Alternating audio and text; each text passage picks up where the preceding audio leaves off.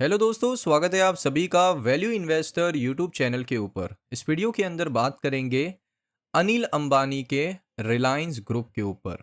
अब देखिए, चाहे वो रिलायंस पावर हो, रिलायंस इंफ्रा हो या अनिल अंबानी ग्रुप की कोई भी शेयर हो, उसके अंदर आपको एक करेक्शन, एक हैवी करेक्शन देखने को मिल रहा है। अब ऐसा क्यों हो रहा है? देखिए, सबसे पहले मैं आपको एक रिपोर्ट बताना चाहता हूँ। जो रिलायंस पावर, रिलायंस इंफ्रा का जो शेयर गिरा है, उसके ऊपर आपको देखने को मिली है और ये मीडिया रिपोर्ट्स हैं। तो सबसे पहले मीडिया रिपोर्ट्स का ये मानना है कि जो ईडी का इन्वेस्टिगेशन है, ईडी का इन्वेस्टिगेशन चल रहा है कि 17,000 करोड़ का लोन फ्रॉड किया है अनिल अंबानी ने। 17,000 करोड़ का लोन फ्रॉड, ये यहाँ पर दोस्तों मीडिया रिपोर्ट्स का मानना है 17,000 करोड़ का लोन फ्रॉड अनिल अंबानी ने किया है। इसके ऊपर क्वेश्चन मार्क है, कंफर्मेशन नहीं है, क्योंकि ईडी ने ना कोई कंफर्मेशन दिया है, ना रिलायंस ग्रुप यानी अनिल अंबानी ग्रुप ने इसके ऊपर कोई कंफर्मेशन दिया है कि 17,000 करोड़ है। ये मीडिया रिपोर्ट्स आ रही है, तो मैं आपको यहीं पर क्लियर कर दूं। उसके बाद यहाँ पर आप देखोगे तो अनिल अंबानी को यहाँ पर कहा है कि आप अगस्त 5 अगस्त को आपको अपीयर होना है हमारे हेडक्वार्टर में। इनका जो हेडक्वार्टर है वो दिल्ली के अंदर है, दिल्ली के अंदर इनका हेडक्वार्टर है। सो इनको यहाँ पर जो इनके ऊपर केस चल रहे हैं वो है under money laundering act, PMLA। तो इनके ऊपर मनी लॉन्ड्रिंग के कुछ केसेस हैं, वो चल रहे हैं और इनको 5 अगस्त को यहाँ पर अपीयर होना है, जो ईडी का हेड ऑफिस है दिल्ली के अंदर, वहाँ पर।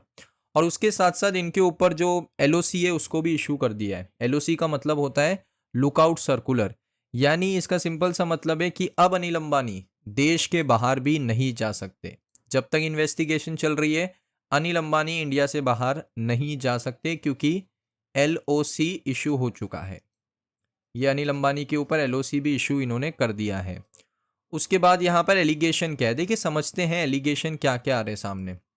की एलिगेशन ये है कि कुछ लोन डाइवर्जन किया है, रिलेटेड पार्टी ट्रांजैक्शन, यानी लोन आपने लिया है एक कंपनी के नाम पे, कोई भी एक कंपनी है, नाम नहीं लेंगे, एक कंपनी के नाम पे आपने क्या किया, लोन लिया कि हमें इसको इम्प्रूव करना है, हमारी कंपनी को एक्सपांड करना है, ऐसे बोल के लोन लिया। अब वो जो लोन का पैसा है ना, कंपनी में नहीं लगाया, उसको पर्सनली यूज़ किया। पर्सनली यूज़ करके कोई दूसरी कंपनी बनाई है, उसके अंदर ट्रांसफ़र करके अपने पास ले लिया। तो इसको कहते हैं यहाँ पर लोन डाइवर्जन। लोन को डाइवर्स कर दिया ना। आपने लोन किस सब्जेक्ट के लिए लिया था? आपने लोन लिया था कंपनी को एक्सपांड करने के लिए, लेकिन अगर आप उसको पर्सनल यूज़ के लिए यूज़ करोगे तो उसको कहते हैं लोन डाइवर्जन। और उसके बाद चलिए, पर्सनल यूज़ के लिए आप यूज़ भी कर रहे हो, टाइमली उसका रीपेमेंट नहीं कर रहे हो, ना उसका इंटरेस्ट पे कर रहे हो, ना उसका जो प्रिंसिपल है वो पे कर रहे हो, तो ये सारी प्रॉब्लम्स आनी है। सो नियरली सेबी का रिपोर्ट ये कहता है कि रिलायंस इंफ्रास्ट्रक्चर ने डाइवर्ट किया है 10,000 करोड़ रुपए। 10,000 करोड़ रुपए। जब ये रिपोर्ट्स आई ना, मीडिया रिपोर्ट्स, कि 10,000 करोड़ रिलायंस इंफ्रा ने डाइवर्ट किया, तो रिलायंस इंफ्रा ने यहां पर आप देख सकते हो 1 अगस्त को ये बता दिया है, ये क्लैरिफाई किया है कि कंपनी क्लैरिफाई करना चाहती है कि जो मीडिया आर्टिकल आ रहे हैं कि 10 साल पहले 10,000 करोड़ रुपए अनडिस्क्लोज रिलेटेड पार्टी ट्रांजैक्शन किया गया है, तो उन सभी को रिलायंस इंफ्रा ये बताना चाहता है कि ऐसा बिल्कुल नहीं है। रिलायंस इंफ्रा लिमिटेड ने 6,500 करोड़ रुपए डिस्क्लोज करके फाइनेंशियल स्टेटमेंट में शो किया है 4 साल पहले। और उसका जो रिपोर्ट है उन्होंने कहा है, उसका डेट भी उन्होंने बताया है, आई थिंक हाँ 9 फरवरी 2025 को वो आपको देखने को मिल जाएगा। 9 फरवरी 2025 को 6,500 करोड़ का डिस्क्लोज किया है, सबके साथ शेयर किया है कि इतना अमाउंट आया है, इसको कहाँ कहाँ पर हम लोग यूज़ करने वाले। तो 100% एक्सपोजर है 6,500 करोड़ का रिलायंस इंफ्रा के पास। और जो 10,000 करोड़ की बात है वो बिल्कुल झूठ है, ये रिलायंस इंफ्रा का मानना है। तो उन्होंने 1 अगस्त को ये सारी चीज़ें क्लैरिफाई कर दी, ये बहुत अच्छा किया, क्योंकि उनके पास एक डॉक्यूमेंट है। उन्होंने कहा कि हमने ऑलरेडी सारी चीज़ें पहले ही बता रखी है, 10,000 का करोड़ का अमाउंट ही नहीं है, वो 6,500 करोड़ है। सो ये उन्होंने क्लैरिफाई कर दिया।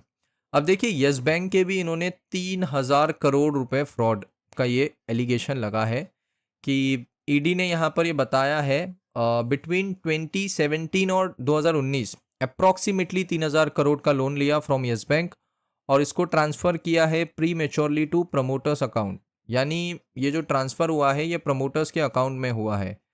सो ये कंपनी के नाम पे लोन लिया और प्रमोटर्स के अकाउंट में ये पैसा जा रहा है। ये भी एक एलिगेशन है यस बैंक की तरफ से और ईडी की तरफ से। आई थिंक यस बैंक ने उसके ऊपर कुछ बोला है कि नहीं, अभी तक कंफर्मेशन नहीं है, लेकिन जो रिपोर्ट्स आ रही है उनका यही मानना है कि यस बैंक का भी 3,000 करोड़ का फ्रॉड है। तो इसके ऊपर मैं क्वेश्चन मार्क रखूंगा। सेबी और अदर रिपोर्ट्स क्या कहती है? सेबी की finding along with input from national housing bank, NFRA, IBBI, ये सारी जो जितनी भी दोस्तों यहाँ पर एजेंसी है वो अब किसके पीछे लग चुकी है? अनिल अंबानी के पीछे लग चुकी है। ना इंडिया से बाहर जा सकते हैं, ईडी के हेडक्वार्टर भी जाना है 5 अगस्त को। स्टॉक प्राइस नीचे आ रहा है, ग्रुप का रेपुटेशन पहले ही और डैमेज था, अब और ज़्यादा डैमेज हो रहा है। तो अनिल अंबानी को इससे सिर्फ नुकसान हो रहा है। टोटल फ्रॉड 17,000 करोड़ का रिपोर्ट्स की माने बताया जा रहा है। अब इसमें कितनी सच्चाई है वो मैं नहीं कह सकता, वो आप नहीं कह सकते। वो जब सारी चीज़ें सॉल्व होंगी उसके बाद ही पता चलता है। जब ये एलिगेशन लगते हैं ना तो अंत में ही पता चलता है कि असलियत क्या है। अभी सिर्फ क्वेश्चन मार्क है सभी के ऊपर। और इन्वेस्टिगेशन एजेंसी कौन कौन है? ED, SEBI, CBI, NHB, NFRA, IBBI, ये सारी एजेंसी अनिल अंबानी के पीछे। शेड्यूल एक्शन यही है कि 5 अगस्त को कहाँ पहुंचना है? 5 अगस्त को यहाँ पर ईडी के हेडक्वार्टर में पहुंचना है। मार्केट रिस्पांस यही है कि शेयर लगातार नीचे जा रहा है। तो ये अपडेट है रिलायंस ग्रुप को लेकर। इसमें सेबी भी बहुत आगे है, सेबी ने भी बहुत सारी चीज़ें करी है। उसका रिप्लाई किसने दिया है?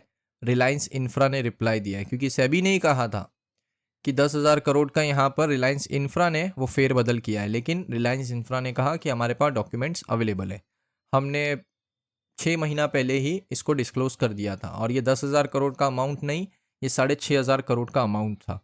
ये सारी चीज़ें दोस्तों पता चल चुकी है और सारी चीज़ें धीरे धीरे सामने आ रही है। अब देखते हैं 5 अगस्त के बाद क्या बड़ा अपडेट आता है। उसके लिए आपको कुछ नहीं करना है, हमारे चैनल को सब्सक्राइब करना है और वीडियो को लाइक करना है। और जितनी भी मीडिया रिपोर्ट्स मैंने इस वीडियो में बताई है वो सारा जो डेटा है वो मीडिया रिपोर्ट्स की तरफ से है। यहाँ पर आप देख सकते हो इकोनॉमिक टाइम्स प्राइम की तरफ से सारा डेटा है। यहाँ पर जो जितनी भी डिस्क्लोज मैंने किया है वो सारा मीडिया रिपोर्ट्स है। इसके ऊपर आप ये नहीं कह सकते कि ये पूरी सच्ची रिपोर्ट है या पूरी झूठी रिपोर्ट है।